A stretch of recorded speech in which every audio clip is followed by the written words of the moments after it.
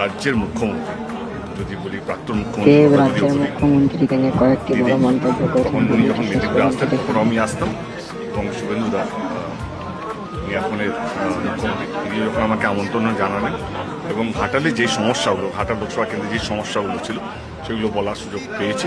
এবং এটা নয়, সত্যি আমি এটা বলতে কোনোদিনও পারবো না কি আমি আগে সুযোগ পেতাম না। অফকোর্স আমি আগেও সুযোগ পেতাম এবং এখনও সুযোগ পেয়েছি। আমাকে তোমরা 2014 থেকেই দেখছো সাংসদ হিসেবে। আমি সারা জীবনই সৌজন্যের রাজনীতি করে এসেছি। এটা তো আজকে তো নতুন না। আজকে যদি লোকে বলে না দেব এখন পাল্টে না, দেব পাল্টায়নি। দেব সবসময় একটাই রাজনীতি করেছি, মানুষকে এক রাখার রাজনীতি করেছি, মানুষকে ভালোবাসা দেওয়ার রাজনীতি করেছি এবং যেই দলেরই থাকুক না কেন, যেই সমর্থকই থাকুক না কেন, তাকে আমি সম্মান দিয়েছি। আজ অবধি আমি আমার মঞ্চ থেকে কাউকে আক্রমণ করিনি, অপমান করিনি। আমি শুধু ভালোবাসার রাজনীতি করেছি এবং সেই রাজনীতি তো আজকেও করছি। আমার ভালোবাসা মমতা ব্যানার্জির জন্য সারা জীবন থাকবে। কাল থেকে ওটা নতুন তৃণমূলে যাচ্ছি, আমি নতুন তৃণমূলে যাচ্ছি না।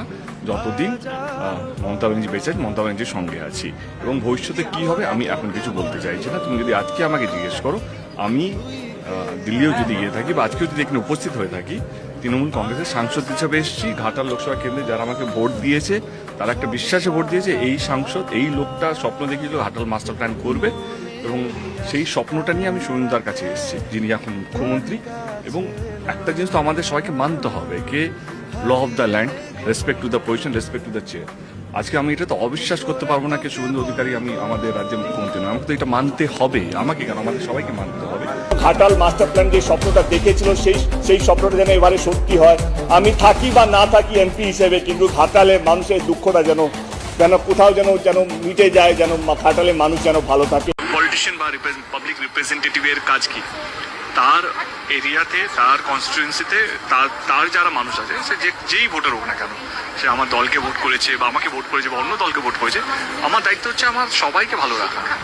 এবং অনেক সময় তুমি পারো, অনেক সময় পেরে উঠতে পারো না, বাট তুমি যদি অনেস্ট থাকো তাহলে তোমার কোনো অসুবিধা হওয়ার কথা নয়। তুমি যদি এবারে মিথ্যে কথা বলতে থাকো বা তুমি চালাকি করো, সেটা তুমি একদিন ধরা পড়বে। তুমি যদি আমার কথা বলে, আমি চেষ্টা করেছি যেটা ঠিক সেটা ঠিক বলার চেষ্টা করি, যেটা আমার মতে ঠিক, যেটা আমার মতে ভুল সেটা ভুল বলার চেষ্টা করেছি। তো আমার মনে হয় সেটাই তো দরকার। আর আজকে কত আমার অত জটিলতা আমার মধ্যে নেই, অত সময় নেই একটা মিথ্যে কথাকে 10 বার